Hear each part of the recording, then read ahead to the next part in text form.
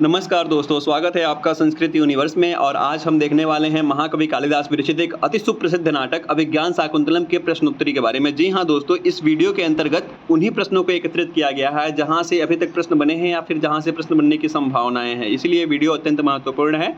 आइए शुरू करते हैं।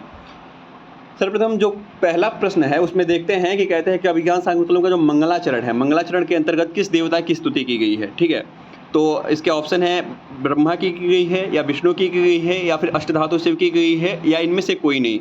तो आपको पता है कि महाकवि कालिदास ने जो पहला श्लोक लिखा, जो पहला मंगलाचरण जो दिया हुआ है अभिज्ञान शाकुंतलम के अंतर्गत, उसमें अष्टधातु शिव की जो वर्णन करते हैं ये मंगलाचरण में, उसी की इन्होंने आशीर्वादात्मक रूप में मंगलाचरण किया हुआ है। श्लोक है या सृष्टि सृष्टुराद्या बहति विधिहुतम या हवीर्या च होत्री ये द्वे कालम मिथत्ता श्रुति विषय गुणा या स्थिता व्याप्य विश्वम या माहु सर्वबीज प्रकृतिरितीय प्राणिनः प्राणवन्तः प्रत्यक्षाभिः प्रपन्नस्तनुभिर्वत्वस्ताभिरष्टाभिरीसा।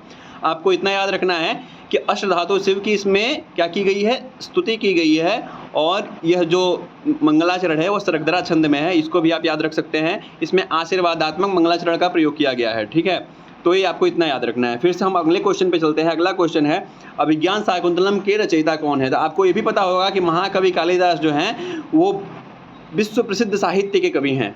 इसमें कोई भी संशय नहीं है कि विश्व प्रसिद्ध साहित्य के कवि महाकवि कालिदास माने जाते हैं। इसीलिए यहाँ पे आपका जो ऑप्शन हो जाएगा वो हो जाएगा 2। आपको पता है कि भास नाटक चक्रम जो है, जो टी गणपति शास्त्री हैं, वो मलयालम भाषा में मतलब इसको खोजे थे। तो आपको ये भी याद रखना है कि भास ने 13 नाटक लिखे थे। कितने नाटक लिखे थे? 13 नाटक लिखे थे। कालिदास के 7 ग्रंथ हैं, 7 ग्रंथों में से इन्होंने 3 नाटक लिखे हैं, जिसमें से विक्रमोर्वशीयम, मालविकाग्निमित्रम और अभिज्ञान शाकुंतलम है।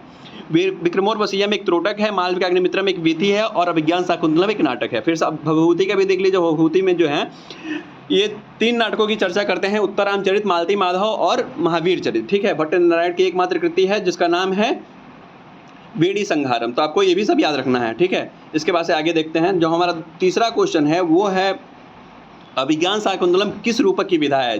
जैसे देखिए, रूपक जो होते हैं वो 10 प्रकार के होते हैं। नाटकम सप्रकरणम भाणः प्रहसनम निम व्यायोग समौकारो विथ्यं केहाम मृगायति। ठीक है, तो आपको इतना याद रखना है कि रूपक इसमें पूछता है किस प्रकरण की विधा है। तो यहाँ पे आपको पता है कि अभिज्ञान शाकुंतलम नाटक के रूप में लिखा गया है। ठीक है, इसमें 7 अंक हैं, तो ये भी आपको याद रखना है। अब प्रकरण क्या है, तो आपको मृच्छकटिकम जो है प्रकरण में मिल जाएगा। भाण क्या है, तो भाण के लिए भी एक स्पेसिफिक ग्रंथ है जो मतलब लिखा जा चुका है। आप 10 रूपक पढ़ेंगे तो इन सभी विधाओं के बारे में चर्चा मिलेगा। 10 रूपक पढ़िए, साहित्य दर्पण पढ़िए, या फिर मतलब और भी लक्षण ग्रंथ है जहाँ पे पढ़ेंगे तो इन 10 विधाओं की चर्चा की गई है। ठीक है, इसके बाद से आते हैं अगले क्वेश्चन पे।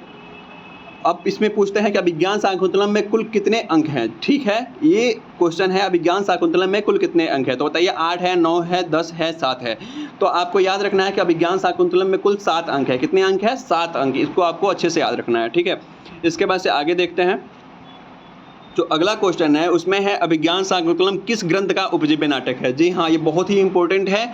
ये समझ लीजिए कि पीएचडी के इंटरव्यू तक भी पूछ लिया जाता है कि अभिज्ञान शाकुंतलम किस ग्रंथ का उपजीव्य नाटक है। ठीक है, तो आपको याद रखना है इसमें किसमें, तो महाभारत के आदि पर्व में भी इसकी कथा वस्तु मिलती है। पद्म पुराण में भी जो स्वर्ग खंड है, ठीक है, पद्म पुराण के अंतर्गत जो स्वर्ग खंड है उसमें भी इसकी कथा वस्तु मिलती है। और शकुंतलोपाख्यान में तो ये आता ही है। तो ये सभी, ये आपके ये चौथा जो ऑप्शन है ये सही हो जाएगा। तो आपको याद रखना है ये तीनों चीज़ कि महाभारत में, पद्म पुराण में और शकुंतलोपाख्यान, इन तीनों के अंतर्गत इसकी कथा यहाँ पे आपको मिलती है। तो इसके आगे चलते हैं, देखते हैं।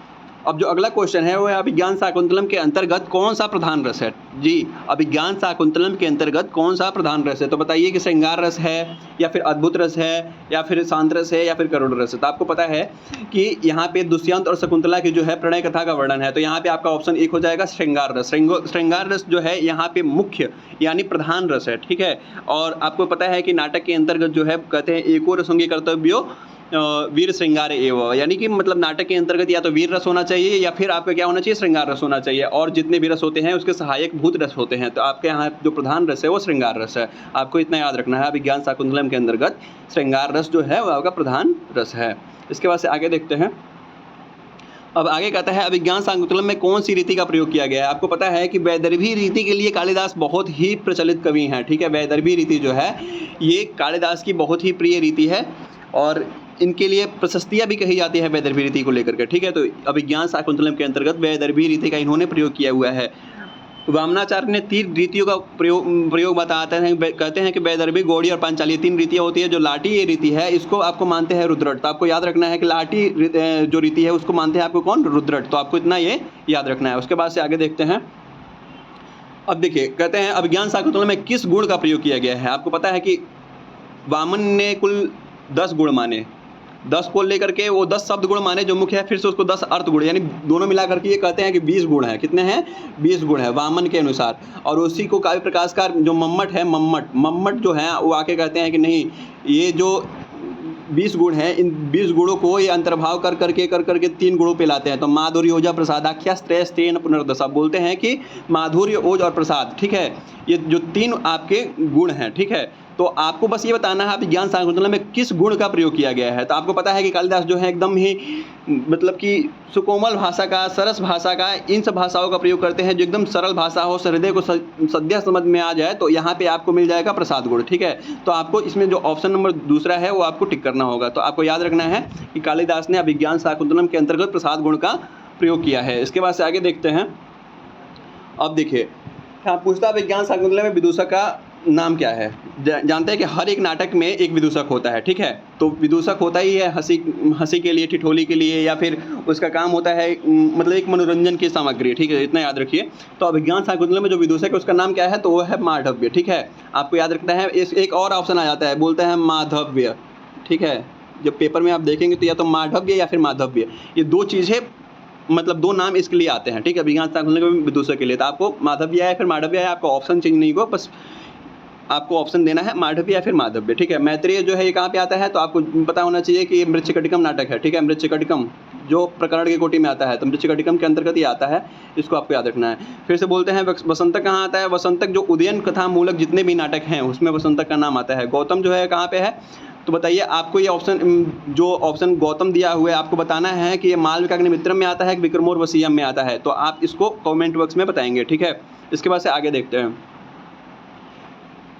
और आपका 10वां जो क्वेश्चन है इसमें कहते हैं कि अभिज्ञान शाकुंतलम में शकुंतला के धर्मपिता कौन थे, ठीक है। शकुंतला के जो धर्मपिता थे वो कौन थे अभिज्ञान शाकुंतलम में। तो ये आप बताइए कि महर्षि कण्व थे उनके धर्मपिता, या फिर महर्षि विश्वामित्र थे, महर्षि वाल्मीकि थे, या फिर महर्षि मारीच थे। तो आपको पता है कि इसमें कौन थे, बताइए आपके शकुंतला के धर्मपिता। तो इसमें आपको पता है कि धर्मपिता जो इनके जन्म देने वाले जो पिता थे, शकुंतला को जिन्होंने जन्म दिया था वो विश्वामित्र थे, जो मेनका के संयोग से, जो मेनका एक अप्सरा रहती है, आती है तपस्या भंग करने, और तपस्या भंग करती है। तो तपस्या भंग करने के चक्कर में जो महर्षि विश्वामित्र रहते हैं वो उनसे इनका संयोग होता है और ये शकुंतला जो है उत्पन्न होती है, मतलब पैदा होती है। उसके बाद से जो इनके जो पालन पोषण करने वाले जो पिता थे वो थे महर्षि कण्व, जिनका वर्णन आता है अभिज्ञान शाकुंतलम में, ठीक है। तो यहाँ पे महर्षि कण्व जो है इनके धर्मपिता है, और इनके जो जन्म देने वाले पिता हैं वो हैं महर्षि विश्वामित्र। वाल्मीकि का वर्णन यहाँ पे आता नहीं है, तो आपके ये होंगे नहीं। मारीच का आता है। तो मारीच जो है हेमकूट पर्वत पे जब 6ठ अंक या 7वें अंक में जब जाते हैं तो राजा के आश्रम से वहाँ से शकुंतला को लेकर आते हैं, उसको सम्मेलन अंक या पुनर्मिलन अंक भी कहते हैं, ठीक है। तो आइए आगे चलते हैं। अब अगला क्वेश्चन है अभिज्ञान शाकुंतलम में दुष्यंत के पुरोहित का नाम क्या था, ठीक है। ये क्वेश्चन पूछा गया है यूजीसी नेट वगैरह में भी कि अभिज्ञान शाकुंतलम में दुष्यंत के पुरोहित का नाम क्या था। तो आपको बताइए भद्रसेन उनके पुरोहित का नाम था, या फिर पिसुन था, या फिर सोमदत्त था, या सोमरात था। यह है क्वेश्चन बहुत ही इंपॉर्टेंट। तो इसमें आपको याद रखना है कि अभिज्ञान शाकुंतलम में दुष्यंत के पुरोहित का नाम सोमरात था, ठीक है। तो आपको इतना याद रखना है। अब आपको मैं बता दूं कि दुष्यंत का जो सेनापति था उसका नाम था भद्रसेन। पिसुन जो था वो दुष्यंत के एक मंत्री था, उसका नाम था सोमदत्त। तो ऐसे ही दिया हुआ है। तो आपको बस ये याद रखना है कि दुष्यंत का जो पुरोहित है उसका नाम क्या है, सोमरात, ठीक है। आगे चलते हैं। अब अगला क्वेश्चन है अभिज्ञान शाकुंतलम में मेनका की सखी का नाम क्या था। ये बहुत ही इंपॉर्टेंट है। जो मेनका की एक सखी होती है जो जाती है जब 5वें अंक में पश्चात प्रत्याख्यान करने के लिए लेके जाते हैं सारंगराव, सारद्वात और तापसी शकुंतला को उसके राज्य में। तो वहाँ पे वो बोलता है कि नहीं ये मतलब मेरी पत्नी नहीं है, इस तरह से पूरी कथा जब चलती रहती है। तो वहाँ पे जब बोलता है तो शकुंतला है वो रोती मतलब रोने लग जाती है, और फिर वो बाहर जाती है। तो फिर जो सानुमति है वो उसको उठा करके ले जाके मारीच के आश्रम के यहाँ मतलब उसको रख देती है, ठीक है। तो यहाँ पे जो इसका आपको ऑप्शन मिल जाएगा मेनका की सखी का नाम क्या था, वो है सानुमति, ठीक है। ये एक अप्सरा थी और ये मतलब स्वर्ग से इसको आती है और लेकर के जाकर मारीच के आश्रम में रख देती है। ठीक है, तो आपको इतना याद रखना है। इसके बाद आगे देखते हैं। अभिज्ञान शाकुंतलम में महर्षि कण्व के आश्रम की अध्यक्षा कौन थी? ठीक है, देखिए पहले जो आश्रम होते थे वहाँ पे ऋषि भी होते थे और ऋषिकाएँ भी होती थी। तो जब आश्रम में गुरुजी नहीं रहते थे या गुरुजी कहीं बाहर यज्ञ इत्यादि में या फिर किसी धर्म कर्म काज में या फिर तीर्थ यात्रा को चले जाते थे, तो आश्रम की जो अध्यक्षा होती थी वो भी उसको मतलब संभालती थी, वो भी उसमें मतलब अपना एक रोल अदा करती थी। तो उसमें जो महर्षि कण्व के आश्रम में जो अध्यक्षा रहती है उसका नाम क्या रहता है, यहाँ पे ये पूछ रहा है। तो देखिए 2 हैं, एक तो सुब्रता है, ये भी तापसी है। ठीक है, तो ये कहाँ रहती है इसको भी आपको बताना है, तो इसको आप कमेंट बॉक्स में बताएंगे। इसमें जो आपका ऑप्शन हो जाएगा वो है चौथा। ठीक है, ये जो तापसी है, वृद्धा तापसी, ये जाती भी है शकुंतला के साथ। आपको याद होना चाहिए कि 5वें अंक में जाती है, दुष्यंत के राज दरबार में जाती है शकुंतला को लेकर के। मतलब जब इसको चौथे अंक में विदा किया जाता है तो 5वें अंक में ये मिलते भी हैं जाके दुष्यंत से। सारंगराव, सारद्वत और ये तापसी शकुंतला को लेकर जाते हैं उसको विदा कराने। ठीक है, तो ये आपको याद रखना है। ठीक है, इसके बाद आगे देखते हैं। कहते हैं अभिज्ञान शाकुंतलम में जो प्रथम अंक है, प्रथम अंक का नाम क्या है? ये देखिए ये क्वेश्चन सार्वभौमिक हो गया है, हर जगह ये पूछा जाता है कि अभिज्ञान शाकुंतलम प्रथम अंक का नाम, द्वितीय अंक का नाम, तृतीय अंक का नाम, चतुर्थ अंक का नाम, ऐसे करते करते जो सातों अंक के नाम पूछ लिया जाता है। तो यहाँ पे आपको यही बताना है प्रथम अंक का नाम क्या है। तो बताइए, आश्रम प्रवेश है, आश्रम निवेश है, साप अंक है, या फिर इसको सापांक कर लीजिए, या फिर साप अंक भी कह सकते हैं। सापांक इसलिए क्योंकि जहाँ पे शकुंतला को श्राप मिलता है। ठीक है, तो इसलिए इसको साप अंक भी या फिर आप श्राप भी कह सकते हैं अगर तत्सम शब्द में कहे तो। ये शकुंतला को जो श्राप देते हैं चौथे अंक में, वहाँ की घटना है। चलिए, ये तो मैंने एक ऑप्शन आपका वो कर दिया। फिर आपको ये बताना है इसमें कि मिलन अंक, ये जो 4 ऑप्शन है इसमें से बताइए पहले अंक का नाम क्या था। तो इसमें जो है आश्रम प्रवेश। ठीक है, आश्रम प्रवेश सबसे पहले जो आश्रम में प्रवेश करने के लिए राजा कृष्णसार मृग का जो पीछा करता रहता है, वहाँ पे इसका वर्णन आपको पहले अंक में मिलेगा। पहले अंक का नाम ही है आश्रम प्रवेश। ठीक है, तो आपको याद रखना है कि पहले अंक का नाम क्या है, आश्रम प्रवेश। अब देखते हैं दूसरे के लिए, अभिज्ञान शाकुंतलम में द्वितीय अंक का नाम क्या था। ठीक है, तो आश्रम प्रवेश तो हो गया। अब आश्रम में जो ये पूर्णतः निवेश करता है, मतलब पूर्णतः अपने आप को मतलब घुस जाता है आश्रम में, और घुसने के बाद से पहले आश्रम के मतलब शुरू में ही अपने अस्त्र सब रख देता है, क्योंकि आश्रम में ये सब लेके जाना अनुचित होता है, अस्त्र शस्त्र। तो ये क्या करता है, अपने आश्रम के पहले गेट पे ही सब रख देता है, उसके बाद से आश्रम में घुसता है। तो दूसरे अंक का नाम है आश्रम निवेश, आपको इतना याद रखना है। उसके बाद से आगे चलते हैं, देखते हैं। अब देखिए, कहते हैं कि अभिज्ञान शाकुंतलम में तृतीय अंक का नाम क्या था। तो तृतीय अंक में क्या होता है, पहले अंक में आपको कथा वस्तु अगर अच्छे से पता हो तो प्रथम अंक में क्या होता है, वो थोड़ा सा भ्रमर वृत्तांत आता है। जब आश्रम में घुसता है तो भ्रमर जो है शकुंतला को परेशान कर रहा होता है, क्योंकि वो शकुंतला अनसुया प्रेमवदा के साथ सेचन क्रियाएं कर रही होती है, तो एक भ्रमर आता है उसको परेशान करने लग जाता है। और सखियों से जो होता है वो राजा का थोड़ा सा मतलब बातचीत होता है कि हाँ ये शकुंतला किसकी पुत्री है, इत्यादि इत्यादि, ये सब बात चल रही होती है। फिर से इसमें पूछते हैं तृतीय अंक में क्या कथा वस्तु होती है। तो इसमें विरह दुख का वर्णन और दोनों के मिलन का वर्णन। सबसे पहले क्या होता है कि दोनों लोग अपने में मिलते हैं, फिर से जो राजा रहता है वो बोलता है कि अभी मैं अपने राज्य को जा रहा हूँ, और फिर से वो तो मतलब पहले की घटना है। तो इसमें ये है कि मिलन का वर्णन है, इसीलिए इसको मिलन अंक भी कहते हैं। तो आपको इतना याद रखना है कि इसमें इनके मिलन का वर्णन, और फिर से शकुंतला जो है जब राजा को बार बार याद करके उसको मतलब दुखी हो रही होती है, उसके बाद की कथा वस्तु फिर अगले अंक में दिखाया जाता है। उसके बाद से अगला क्वेश्चन देखते हैं। कहते हैं अभिज्ञान शाकुंतलम में चतुर्थ अंक का नाम क्या है। ठीक है, तो अभिज्ञान शाकुंतलम में चतुर्थ अंक का नाम क्या है, ये क्वेश्चन भी परीक्षा में पूछा गया है, ये वहीं से लिया गया है। तो बताइए कि सापांक कहते हैं, वेदांक कहते हैं, या फिर प्रत्याख्यान अंक कहते हैं, या फिर पहला या दूसरा, सिर्फ सापांक या वेदांक ये कहते हैं। बताइए, आपको इस क्वेश्चन का आंसर देना है। तो इसमें आपको बस ये याद रखना है कि सापांक जिसमें श्राप मिलता है, श्राप कौन देता है, तो दुर्वासा। ठीक है, या फिर वेदांक जिसमें ये विदा होती है, ठीक है, उसी को चौथा अंक कहते हैं। तो आपको याद रखना है चतुर्थ अंक का नाम ही है सापांक और वेदांक। यहाँ पे ऑप्शन हो जाएगा आपका चौथा, 1 और 2 दोनों। ठीक है, तो आपको इतना याद रखना है। उसके बाद से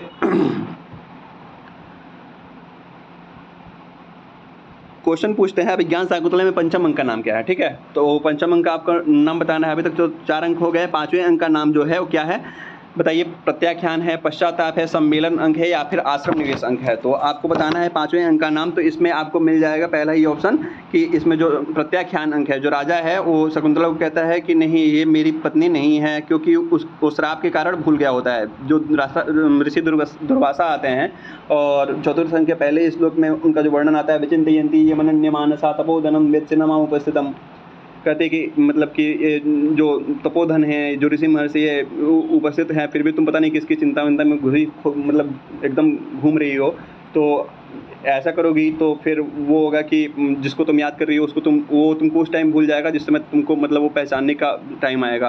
तो यहाँ पे पूरा उस श्लोक में इसका वर्णन किया गया है। तो इसका आपको ये याद रखना है कि 5वें अंक का नाम क्या है? प्रत्याख्यान अंक, ठीक है। इसके बाद से आगे देखते हैं। अब आगे का है, कहते हैं कि अभिज्ञान शाकुंतलम में षष्ठ अंक का नाम क्या है? ठीक है, तो षष्ठ अंक का नाम क्या है? पश्चाताप अंक या फिर प्रत्याख्यान अंक या फिर गर्भांक या फिर सम्मेलन। तो आपको अच्छे से पता है कि 5वें का नाम जब प्रत्याख्यान था, तो उसके बाद से जब राजा को याद आता है कि जब जाता है और अपराजिता शक्ति जो भरत उसके जो पुत्र होता है सर्वदमन या फिर उसको भरत कह लीजिए, उसके बाजू में बंधी रहती है, तो अपराजिता शक्ति जो खुल के गिर जाती है, उठाता है। और उसके बाद से जब वो शकुंतला को देखता है या फिर उसको याद आता है कि हाँ यही मेरी पत्नी और यही मेरा पुत्र है, तो यहाँ पे जो प्रत्याख्यान अंक है ये इसको षष्ठम को कहते हैं। तो आपको ये भी याद रखना है। इसमें जो राजा के शोक का वर्णन और या फिर सानुमति उपाख्यान का वर्णन मतलब यहाँ पे आपको मिलता है, ठीक है। उसके बाद से आगे देखते हैं। कहते हैं कि विज्ञान शाकुंतलम में सप्तम अंक का नाम क्या था? ठीक है, आपका अंतिम अंक है और 7वां अंक जो है आपको पता है कि बहुत ज़्यादा इंपॉर्टेंट है। तो इसका नाम क्या है? मिलन अंक है या फिर पुनर्मिलन अंक है या फिर सम्मेलन अंक है या फिर ये 2 और 3 जो पुनर्मिलन अंक और फिर से सम्मेलन अंक, ये आपके जो दोनों हैं पुनर्मिलन अंक या फिर सम्मेलन अंक, ये दोनों हैं। तो आपको याद रखना है कि पुनर्मिलन अंक एक होता है मिलन अंक, मिलन अंक है वो तीसरा है, आपको याद रखना है तृतीय अंक है, ठीक है। मिलन अंक जो है तृतीय अंक है। तो पुनर्मिलन जो दोबारा से मिलते हैं शकुंतला और दुष्यंत, तो उसको पुनर्मिलन अंक कहते हैं और ये 7वां अंक है, आपको इसको भी याद रखना है, ठीक है। और सम्मेलन अंक भी 7वें अंक को ही कहते हैं क्योंकि सब लोग मिलते हैं, ठीक है। तो ये आपको क्वेश्चन पूरा याद रखना है कि अभिज्ञान शाकुंतलम में सप्तम अंक का नाम क्या है, तो आपको याद रखना है पुनर्मिलन अंक या फिर सम्मेलन अंक। ये है आपके क्वेश्चंस। और हाँ, इसके बाद से प्रश्नों की श्रृंखला ऐसे ही चलती रहेगी, अलग अलग से नए नए ग्रंथ आएंगे और उन पे चर्चा चलती रहेगी। और आपके जो कमेंट्स होंगे, अगर उसमें किसी और ग्रंथ की चर्चा या फिर किसी और विषय वस्तु पे कोई अगर आपकी जिज्ञासा है तो उसके बारे में भी चर्चा किया जाएगा। धन्यवाद।